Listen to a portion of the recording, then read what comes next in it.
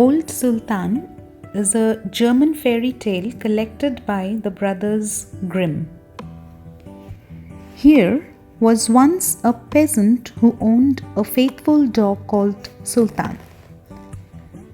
Now grown so old that he had lost his teeth and could lay hold of nothing. One day, the man was standing at the door of his house with his wife, and he said, "I shall kill old Sultan tomorrow. He is of no good any longer." His wife felt sorry for the poor dog and answered, "He has served us for so many years and has kept with us so faithfully. He deserves food and shelter in his old age." "Dear me, you do not seem to understand the matter," said the husband. "He has never a tooth and no thief would mind him in the least. So I do not see why he should not be made away with. If he has served us well, we have given him plenty of good food." The poor dog, who was lying stretched out in the sun not far off, heard all they said and was very sad to think that the next day would be his last. He bethought him of his great friend the wolf and slipped out in the evening to the wood to see him and related to him the fate that was awaiting him. "Listen to me, old fellow," said the wolf. "Be of good courage. I will help you in your need.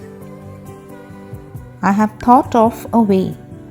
Early tomorrow morning, your master is going haymaking with his wife, and they will take their child with them, so that no one will be left at home. They will be sure to lay the child in the shade behind the hedge while they are at work. You must lie by its side, just as if you were watching it. Then I will come out of the wood and steal away the child. You must rush after me as if to save it from me. Then I must let it fall, and you must bring it back again to its parents, who will think that you have saved it, and will be much too grateful to do you any harm. On the contrary, you will be received into full favor, and they will never let you want for anything again." The dog was pleased with the plan, which was carried out accordingly. When the father saw the wolf running away with his child, he cried out, and when old Sultan brought it back again, he was much pleased with him and patted him, saying, "Not a hair of him shall be touched. He shall have food and shelter as long as he lives."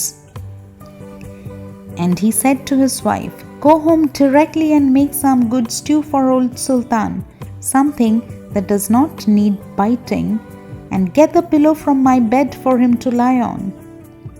From that time, old Sultan was made so comfortable that he had nothing left to wish for.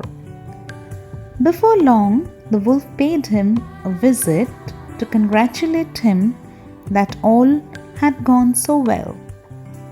"But, old fellow," said he, "you must wink at my making off by chance with a fat sheep of your master's. Perhaps one will escape some fine day." "Don't reckon on that," answered the dog. "I cannot consent to it. I must remain true to my master." But the wolf, not supposing it was said in earnest, came sneaking in the night to carry off the sheep. But the master, who had been warned by the faithful Sultan of the wolf's intention, was waiting for him and gave him a fine hiding with a threshing flail. So the wolf had to make his escape, calling out to the dog, You shall pay for this, you traitor! The next morning, the wolf sent the wild boar to call out the dog and to appoint a meeting in the wood to receive satisfaction from him. Old Sultan could find no second but a cat with 3 legs, and as they set off together, the poor thing went limping along, holding her tail up in the air. The wolf and his second were already on the spot. When they saw their antagonists coming and caught sight of the elevated tail of the cat, they thought it was a sabre they were bringing with them. And as the poor thing came limping on 3 legs, they supposed it was lifting a big stone to throw at them. This frightened them very much. The wild boar crept among the leaves and the wolf clambered up into a tree. And when the dog and cat came up, they were surprised not to see anyone there. However, the wild boar was not perfectly hidden in the leaves, and the tips of his ears peeped out. And when the cat caught sight of one, she thought it was a mouse and sprang upon it, seizing it with her teeth. Out leaped the wild boar with a dreadful cry and ran away shouting, "There is the culprit in the tree!" And the dog and the cat, looking up, caught sight of the wolf, who came down, quite ashamed of his timidity, and made peace with the dog once more. Thank you.